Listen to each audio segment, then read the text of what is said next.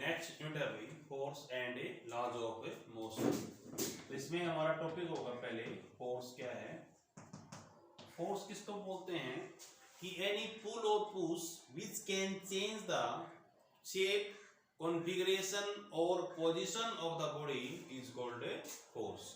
आपने किसी बॉडी पे फोर्स लगाया और बॉडी ने क्या किया, अपनी पोजीशन को चेंज किया या शेप को चेंज किया, तो उस पुल और पुश को क्या बोलते हैं हम लोग, it is called force. Next topic हमारा Newton's laws of motion. Newton's laws of motion. Newton's ने 3 लॉ दिए थे किसको प्रूव करने के लिए, फोर्स को। न्यूटन्स का फर्स्ट लॉ ने दिया था definition of force, second law ने दिया formula of force and third law ने दिया नेचर ऑफ फोर्स। तो हमारा न्यूटन्स का फर्स्ट लॉ क्या है, first law of Newton's, first law of motion. ये लॉ क्या बोलता है, लिख लीजिए, it state that A body in rest always in rest, a body in motion always in motion until there is no external force, until there is no external force। क्या बोलना चाहता है, अगर कोई बॉडी रुकी हुई है तो वो रुकी रहेगी कब तक, जब तक उस पे कोई फोर्स ना लगे, या कोई बॉडी चल रही है तो चलती रहेगी जब तक उस पे कोई फोर्स ना लगे। मतलब क्या है, अगर हम फोर्स लगा देते हैं, जो बॉडी मोशन में हो रेस्ट पे आ जाएगी और जो बॉडी रेस्ट पे हो मोशन में आ जाएगी। यानी फोर्स क्या कर रहा है, बॉडी की पोजीशन को चेंज कर रहा है। This is the first law of motion. इसके अंदर हमने पढ़ा कि जब रेस्ट कंडीशन में बॉडी थी तो रेस्ट पे रहेगी, मोशन में या तो मोशन में रहेगी। ये प्रॉपर्टी बॉडी की है, ये बॉडी रेस्ट पे तो रेस्ट पे रहेगी, मोशन में है तो मोशन में रहेगी। इस प्रॉपर्टी को नाम दिया गया है, इट इज कॉल्ड इनर्शिया। क्या बोलते हैं इसको, इनर्शिया बोलते हैं। तो इनर्शिया क्या होता है, लिखिए एक बार, it is the property of the body in which a body in rest always in rest, a body in motion always in motion until there is no external force, until there is no external force। अगर कोई body rest पे है तो rest पे रहना पसंद करेगी, और चलती है तो चलना पसंद करेगी। ये प्रॉपर्टी बॉडी का है। इस प्रॉपर्टी का नाम क्या है, इसका इनर्शिया। कब तक करेंगे ये काम, जब तक उस पे कोई बाहर से फोर्स ना लगे। तो इसमें हम पढ़ते हैं इसी के अंदर कि types of inertia, types of inertia. Inertia 3 तरह का होता है। फर्स्ट है inertia of motion, inertia of motion. Second है inertia of rest, and third is inertia of direction, inertia of direction. तो 3 तरह का इनर्शिया हम पढ़ते हैं यहाँ पे, inertia of motion, second point inertia of rest, and third point is inertia of direction. तो कैसे करेंगे, देखिए, तो पहला पॉइंट पढ़ते हैं हम लोग। फर्स्ट पॉइंट क्या है, inertia of motion. First point है inertia of motion. Inertia of motion क्या बोलता है, इसमें सिर्फ हम मोशन की बात करेंगे। लिख लीजिए, it is the property of the body in which a body in motion always in motion until there is no external force, until there is no external force। ये बोला जाता है कि बॉडी की प्रॉपर्टी है कि बॉडी अगर motion में है तो मोशन में रहेगी कब तक, जब तक बाहर से उस पर कोई फोर्स ना लगे। तो it is called inertia of motion. कुछ एग्जांपल्स हैं, जिस तरह से अगर बस चलती हुई बस पे अचानक ब्रेक लगा दी जाए तो पैसेंजर क्या करते हैं, आगे की तरफ गिरते हैं जाके। ऐसा क्यों होता है, जब हम बस चल रही थी तो मोशन में थी, तो बॉडी भी किस में थी, हमारी मोशन में थी। जब हमने ब्रेक अप्लाई किया तो बस रुक गई और हमारा बॉडी का लोअर पार्ट भी क्या हो गया, बस के साथ रुक गया। लेकिन जो अपर पार्ट था, हमारा सिर है, वो किस में रहने की कोशिश करेगा, इट स्टे इन मोशन। तो हम क्या करते हैं, मोशन हमारा क्या होता है, आगे की तरफ होता है, हम आगे जाके गिरते हैं। ठीक है, और भी ऐसा एग्जांपल बहुत से हैं।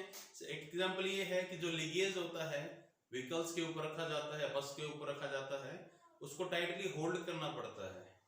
ठीक है, तो कैसे क्या करते हैं, अगर बस चल रही है अचानक से ब्रेक लगा दी जाए तो बस तो रेस्ट पे आ जाएगी, लेकिन जो सामान रखा गया है ऊपर वो किस में रहने की कोशिश करेगा, मोशन में। कब तक, जब तक उस पर कोई फोर्स ना लगे तो सामान क्या करेगा, आगे जाके गिरता है। ये एग्जांपल है इनर्शिया ऑफ मोशन की। सेकंड है inertia of rest.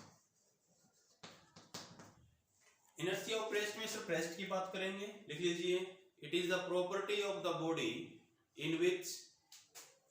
in which a body in rest always in rest until there is no external force, until there is no external force। तो ये है इनर्शिया ऑफ रेस्ट। अगर body rest पे है तो rest पे रहेगी, ये बॉडी की प्रॉपर्टी है। कब तक, जब तक बॉडी पे बाहर से कोई फोर्स ना लगे। इसका सिंपल सा एग्जांपल है, अगर हम क्या करते हैं, बस अचानक से चल पड़े तो क्या होगा, जो बॉडी रेस्ट पे थी वो एकदम से इसका लोअर सेक्शन किसमें आ गया, बस के साथ मोशन में आ गया, लेकिन सिर कहां पर रहने की कोशिश करेगा, रेस्ट पे। तो बॉडी कहां गिरेगी, जाके पीछे जाके गिरती है हमारी। ठीक है, या सिंपल एग्जांपल है, हम अचानक से टहनियां हिलाना शुरू कर दें किसी भी ट्री की तो उसके लिप्स नीचे गिर जाते हैं। ऐसा क्यों हुआ, हमने फोर्स लगाया टहनियों के ऊपर, लेकिन लिप्स किस में रहने की कोशिश करेगा, रेस्ट के ऊपर। तो उनके जो बीच का बॉन्ड है वो टूट जाएगा और ड्यू टू ग्रेविटेशन वो नीचे आके गिरेगा। It is the example of inertia of rest. यानी अगर बॉडी रुकी हुई है उस पर फोर्स ना लगाएं तो क्या करती है, बॉडी रुका रहना पसंद करेगी, ये बॉडी की प्रॉपर्टी है। थर्ड पॉइंट जो है वो है inertia, inertia of direction, inertia of direction. ये प्रॉपर्टी क्या बोलती है कि बॉडी अपने आप अपनी डायरेक्शन को चेंज नहीं करेगी जब तक उसके ऊपर बाहर से कोई फोर्स ना लगे। तो लिखिए, it is the property of the body in which body can not change its direction itself, cannot change its direction itself if there is no external force। जब तक उस पर कोई फोर्स ना लगे तो बॉडी की डायरेक्शन को चेंज नहीं कर सकती। तो एग्जांपल कैसे करोगे, कोई भी स्टीयरिंग है या कोई भी व्हील का स्टीयरिंग यूज करते हैं आप लोग, जब तक व्हीकल्स है वो घूमेगा नहीं या टर्न नहीं करेगा जब तक उसका स्टीयरिंग को हम घुमाएंगे नहीं, उस स्टीयरिंग पे फोर्स नहीं लगाएंगे, डायरेक्शन को चेंज नहीं कर सकता। नेक्स्ट टॉपिक है लीनियर मोमेंटम। लीनियर मोमेंटम को पी से लिखा जाता है। अगर कोई बॉडी चल रही है और ये पूछे आपसे कि बॉडी कितना चल रही है, ये बताएगा आपको लीनियर मोमेंटम। लिखिएगा एक बार, लिखो, it is the product of mass and velocity, it is the product of mass and velocity and it give the amount of motion. क्या देगा आपको ये, अमाउंट ऑफ मोशन। इसको पी से लिखते हैं, किसकी प्रोडक्ट है, मास और वेलोसिटी की। This is the formula of linear momentum. Unit क्या होंगे इसकी, यूनिट ऑफ पी, मास को मापते हैं किलोग्राम के अंदर, वेलोसिटी को मापते हैं मीटर पर सेकंड के अंदर। तो आंसर होगा किलोग्राम मीटर पर सेकंड, क्योंकि वेलोसिटी एक वेक्टर क्वांटिटी है तो डायरेक्शन इसका भी आएगा। तो मोमेंटम क्या होता है, momentum is a vector quantity, momentum is a vector. Okay, ये था आपके मोमेंटम के बारे में। इसमें एक वर्ड आया है मास, क्या होता है, मास के बारे में बताता हूं आपको मैं। मास क्या होता है, ये बोलते हैं matter contain by the body,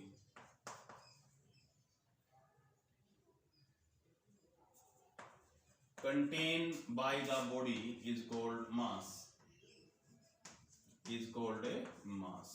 mass क्या होता है, एक बॉडी में क्या कुछ भरा पड़ा है उसको क्या बोलते हैं हम लोग, mass. Matter contain by the body is called mass. Mass का यूनिट क्या होता है, unit of mass,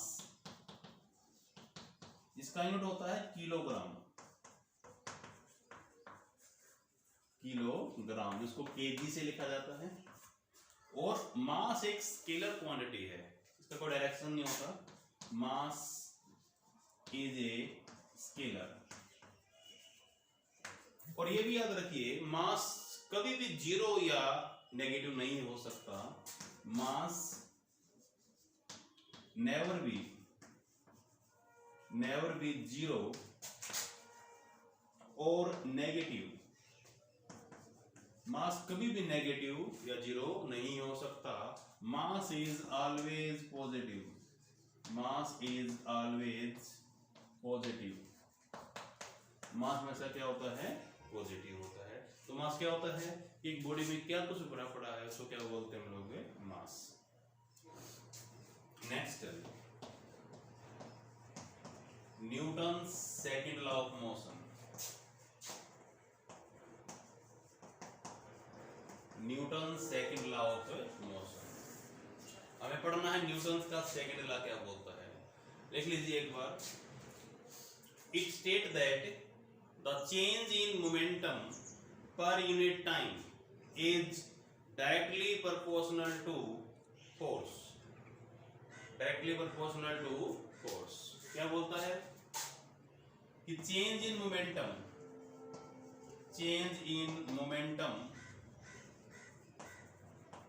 by time लिखा गया है change in momentum per unit time is directly proportional to force। ये जो सिंबल यूज किया गया है it is symbol of proportionality. किसका सिंबल होता है? प्रोपोर्शनैलिटी का। ये इक्वल का सिंबल नहीं है। देखो सिंपल फॉर्म में लिख देता हूँ, x प्रोपोर्शनल टू y। इसका मीनिंग ये है जितना चेंज हम x में करेंगे उतना ही चेंज मेरे को डायरेक्टली y में करना पड़ेगा। इसको बोलते हैं डायरेक्टली प्रोपोर्शनल। ये होता है x 1/y लिख सकते हैं। इसको बोलते हैं इनवर्सली प्रोपोर्शनल। सेम यहाँ पे है, जितना चेंज x में किया उतना ही चेंज मेरे को y में करना पड़ेगा। इस सिंबल को हटाने के लिए हम क्या करते हैं? इसको मल्टीप्लाई करते हैं विद सम कांस्टेंट वैल्यू। तो इसे ऐसे लिखते हैं ky। तो k क्या होता है यहाँ पे? k को बोलते हैं constant. k is constant. Proportionality का साइन हटाने के लिए हम क्या मल्टीप्लाई करते हैं? कांस्टेंट से मल्टीप्लाई करते हैं। तो यहाँ पे भी सेम करेंगे। हम पहले तो क्या करेंगे? चेंज निकालते हैं, चेंज इन मोमेंटम। तो मान लेता हूं लेट m क्या है? Mass of the body. m ले लेते हैं मास ऑफ द बॉडी और ये चल रही है। तो u क्या है इसका? u is the initial velocity मान लेते हैं। u is the initial velocity. v क्या है? ये है फाइनल वेलोसिटी। ओके, और t ले लेते हैं, ये क्या है? अगर बॉडी चल रही है तो ये चीज इसके पास होंगी। इसके अकॉर्डिंग आपको चेंज इन मोमेंटम निकालना है। तो इनिशियल मोमेंटम कितना होगा? इनिशियल मोमेंटम क्या होता है? Mass into velocity. तो मास वेलोसिटी इनिशियल वाले लेते हैं m into u। Final momentum क्या होगा? फाइनल मोमेंटम ये भी क्या होता है? Mass into velocity. वेलोसिटी कौन सी यूज कर लेते हैं? फाइनल वाली। तो चेंज कैसे निकालते हैं हम लोग? चेंज हमसे निकालते हैं फाइनल माइनस इनिशियल करके क्या निकालते हैं? चेंज। कितना चेंज हुआ? Change in momentum. चेंज कैसे निकालते हैं? Final minus initial divide by time proportional to force. यहां से m कॉमन निकाल सकते हैं, v minus u by T. इस साइन को हटाने के लिए मैंने क्या किया? कांस्टेंट k से मल्टीप्लाई किया। इसको ले सकते हैं वेयर k का नाम क्या है? k है कांस्टेंट और इसका वैल्यू होता है 1। यहाँ पे यूज करते हैं हम लोग। हर कांस्टेंट का एक वैल्यू होता है, ठीक है। कांस्टेंट में f इज इक्वल टू किसके? m v minus u by T. This is the formula of force. f is equal to m v minus u by T. और v minus u by T acceleration भी होता है, तो इसको m into a लिख सकता हूँ। Force is equal to mass into acceleration. This is the Newton second law of motion which give the formula of force. लिखते हैं इसकी यूनिट ऑफ फोर्स क्या होता है? यूनिट ऑफ फोर्स कि फोर्स का यूनिट क्या हो सकता है? देखिए फार्मूला क्या था फोर्स का, F is equal to mass into acceleration, इसका फार्मूला था। देखो दो तरीके का हम कंसीडर करते हैं फिजिक्स में। एसआई यूनिट क्या होती है इसकी, एसआई यूनिट ऑफ फोर्स होती है न्यूटन्स में। क्या होती है, न्यूटन, इसको कैपिटल एन से लिखते हैं हम लोग। तो अगर हम डिफाइन करें कि 1 न्यूटन फोर्स किसके बराबर हो सकता है, 1 न्यूटन फोर्स मास कितना होना चाहिए 1 किलोग्राम, और एक्सेलरेशन कितना होना चाहिए 1 मीटर पर सेकंड स्क्वायर। तो डिफाइन कीजिए 1 न्यूटन फोर्स को, लिखिए 1 Newton force is that force which produce a acceleration of 1 meter per second square in a body of mass 1 kilogram. Okay, दोबारा सुनिए, 1 Newton force is that force which produce a acceleration of 1 meter per second square in a body of mass 1 kilogram. ये तो होती है इसकी SI unit, इसकी होती है सिस्टम और भी होता है CGS यूनिट। क्या होती है फोर्स, ये होती है डाइन, डाइन बोलते हैं इसको। तो 1 डाइन फोर्स किसके बराबर होगा, मास को लेते हैं वहां पे ग्राम के अंदर में 1 ग्राम यूज कर लेते हैं, और यहां पे लेंगे 1 सेंटीमीटर पर सेकंड स्क्वायर। लिख लीजिए 1 dyne is that force which produce a acceleration of 1 centimetre per second square in a body of mass 1 gram. Okay, this is the unit of force. चलिए थर्ड लाज करते हैं, Newton's third law of motion. Newton's third law of motion, third law क्या बोलता है, लिख लीजिए, it state that every action have equal and opposite reaction.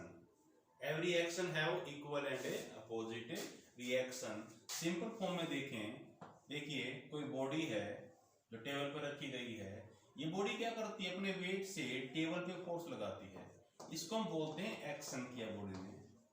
और टेबल ने भी क्या किया, इस बॉडी पे फोर्स लगाया, इसको बोलते हैं रिएक्शन। दोनों वैल्यू क्या होती है, बराबर होती है, but in the opposite direction. Every action have equal and opposite reaction. ये चीज याद रखिए, कभी भी एक्शन और रिएक्शन एक दूसरे को कैंसिल नहीं कर सकते, क्योंकि दोनों डिफरेंट बॉडीज पे लग रहे हैं। एक्शन लग रहा है टेबल पे और रिएक्शन हो रहा है बुक के ऊपर, बॉडी के ऊपर जो टेबल पे रखी गई है। तो कभी भी एक्शन और रिएक्शन एक दूसरे को कैंसिल नहीं करेंगे, लेकिन ये क्या होते हैं, equal and opposite, opposite in directions. It is Newton's third law of motion. इसके बहुत से एग्जांपल हैं। एग्जांपल्स कैसे हैं, एग्जांपल कौन कौन से हैं इसके, जिस तरह से हम चलते हैं, वॉकिंग करते हैं। फर्स्ट एग्जांपल है वॉकिंग। चलते कैसे हैं, हम क्या करते हैं, अपने पैर से ग्राउंड पे फोर्स लगाते हैं, और ग्राउंड हमको क्या करता है, उसका पॉजिटिव रिएक्शंस देता है, जिसकी वजह से हम आगे मूवमेंट कर पाते हैं। In the example of Newton's third law of motion. ठीक है, और भी बहुत से एग्जांपल्स हैं। स्विमिंग करते हैं हम लोग, सेकंड है स्विमिंग। स्विमिंग से क्या करते हैं, अपने हाथों से फोर्स लगाते हैं वाटर पे इन बैकवर्ड डायरेक्शंस, और वाटर क्या करता है हम पे आगे धकेलता है इन फॉरवर्ड डायरेक्शंस। तो बहुत से एग्जांपल है Newton's third law of motions के। ठीक, नेक्स्ट टॉपिक है conservation law of linear momentum. Linear momentum, ये लॉ क्या बोलता है, देखिए conservation law of linear momentum ये बोलता है कि मोमेंटम हमेशा कांस्टेंट रहेगा अगर वहां बाहर से कोई फोर्स ना लगे। देखिए एक बार इसको लिखिए, total momentum of the system remain constant और conserved when there is no external force, when there is no external force. तो मोमेंटम बिफोर और मोमेंटम आफ्टर की वैल्यू हमेशा क्या रहती है, सेम रहती है। इस एग्जांपल को प्रूव करने के लिए देखिए, मैं मान लेता हूं कि मेरे पास दो बॉल हैं जिनका मास m1 है, मास m2 है। इनिशियली मूवमेंट कर रही हैं, ऐसे चल रही हैं with velocity u1 with velocity u2, ठीक है, इन द सेम डायरेक्शन। मान लेते हैं कि u1 बड़ा है u2 से, तो क्या होगा, कुछ देर बाद ये बॉडी A है, ये body B, body A B से कोलिजन कर जाएगी, कोलाइड कर जाएगी, तो ये होगा ऑन द कोलिजन। बॉडी क्या कर चुके हैं, कोलिजन हो चुका बॉडी का, इसको बोलते हैं ऑन द कोलिजन। उसके बाद बॉडी आगे चल रही है, मान लेते हैं ये बॉडी A है, ये बॉडी B है, ये जा रही है with velocity v1 with velocity v2 in the same direction, ठीक है। इसको बोलते हैं बिफोर कोलिजन क्या हुआ, इसको बोलते हैं ऑन द कोलिजन, इसको बोलते हैं आफ्टर कोलिजन। तो मोमेंटम क्या बोलता है, कंजर्वेशन ऑफ मोमेंटम क्या बोलता है, अगर इनके बाहर से कोई फोर्स नहीं लग रहा तो momentum before collision is equal to momentum after collision. Momentum before और आफ्टर की वैल्यू क्या रहेगी, सेम रहेगी। तो अगर मैं मोमेंटम बिफोर लिखूं, कैसे लिखोगे, total momentum before collision is equal, इसको मैं P1 ले लेता हूं, तो इस सेक्शन का टोटल मोमेंटम कितना होगा, मोमेंटम क्या होता है, mass into velocity, m1 u1 plus m2 u2, initially यही है इनके पास। और लिख देते हैं total momentum after collision,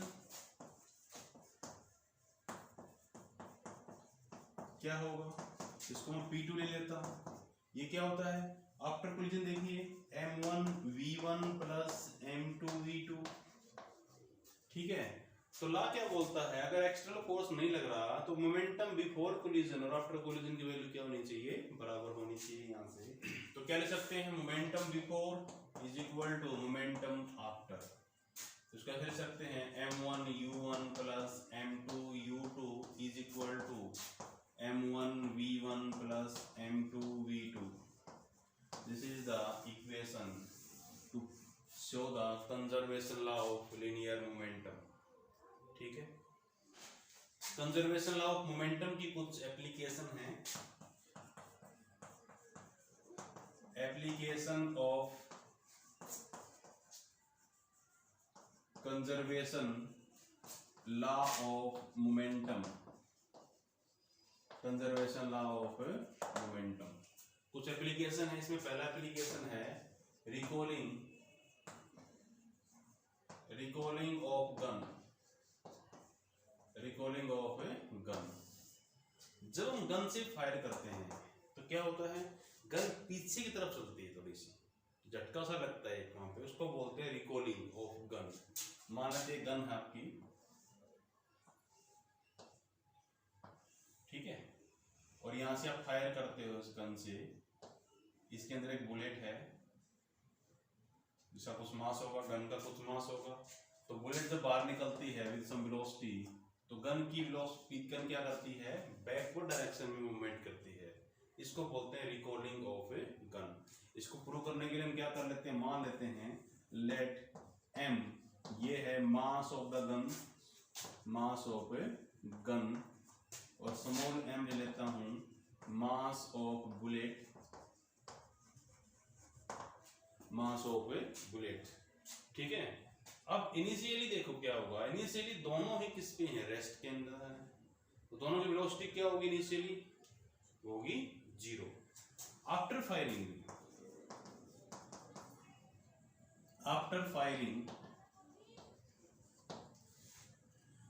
V1 क्या मान लेते हैं, V1 is the velocity of gun, जो कि बैकवर्ड डायरेक्शन में रहेगी। वेलोसिटी ऑफ गन कहां पे रहेगी, ये V1 इस तरफ जा रही है, और V2 मान लेते हैं ये क्या है, इसको आप M1 M2 ले सकते हो, कोई दिक्कत नहीं है। यहाँ पे M1 ले लेते हैं, M1 है mass of the gun, M2 है मास ऑफ बुलेट, V1 है वेलोसिटी ऑफ गन, V2 है velocity of bullet. After firing it is velocity of bullet, ठीक है। सो ये क्या है, आफ्टर फायरिंग। तो कंजर्वेशन लॉ ऑफ मोमेंटम क्या बोलता है कि बिफोर फायरिंग और आफ्टर फायरिंग का मोमेंटम क्या रहेगा, सेम रहेगा। तो बिफोर फायरिंग का मोमेंटम क्या होगा, देखिए m1 mass of gun initially किस पे थी, 0 वेलोसिटी के साथ रेस्ट पे थी, plus mass of bullet initially किस पे थी, अभी 0 पे रेस्ट पे थी। आफ्टर फायरिंग क्या होगा, m1 वेलोसिटी ऑफ गन कितना होगा, v1 जो कि निकालना हमको, plus m2 mass of bullet और v2 क्या है, वेलोसिटी ऑफ बुलेट। तो ये तो 0 हो गया complete. 0 is equal to m1 v1 plus m2 v2। तो हमको निकालना है what is the value of v1 velocity of gun is equal to, इसको इस तरफ ले जाते हैं तो इसे लिख सकता हूं इसको मैं m1 v1 is equal to minus m2 v2। तो what is the value of m1, sorry what is the value of v1, क्या लिखोगे, minus m2 v2 divide by m1। This is the formula for speed of recoiling speed of gun. Negative sign कैसे करता है, it moving in the backward direction, ठीक है। ये था recoiling of gun. Second इसका एप्लीकेशन है रॉकेट। रॉकेट्स के अंदर क्या होते हैं, देखिए इनिशियली रॉकेट रेस्ट पे था, ठीक है, तो उसका मास, उसका वेलोसिटी कितना था, 0 था इनिशियली, मास मैक्सिमम था, वेलोसिटी 0 था। अब रॉकेट को चलना शुरू किया रॉकेट ने, तो गैसेस ने क्या किया, पीछे फोर्स लगाया, ठीक है, तो गैसेस बाहर निकल रही हैं, इसको वीजी मान लेते हैं, और रॉकेट क्या करेगा, ऊपर जाएगा विद वेलोसिटी v। तो क्या देखेंगे, मोमेंटम बिफोर और मोमेंटम आफ्टर दोनों की वैल्यू क्या रहेगी, बराबर रहेगी if there is no external force. ये है आपका कंजर्वेशन लॉ ऑफ मोमेंटम, ठीक है। सारे रॉकेट्स एरोप्लेन इसी प्रिंसिपल पे काम करते हैं कि जो गैसेस, एग्जॉस्ट गैसेस जो बाहर निकल रही होती हैं, वो फोर्स लगाती हैं, तो वो फोर्स का क्या मिलता है, उनको रिएक्शंस मिलता है ना फॉरवर्ड डायरेक्शंस, तो आगे क्या करते हैं, वो मूवमेंट करते हैं, ठीक है।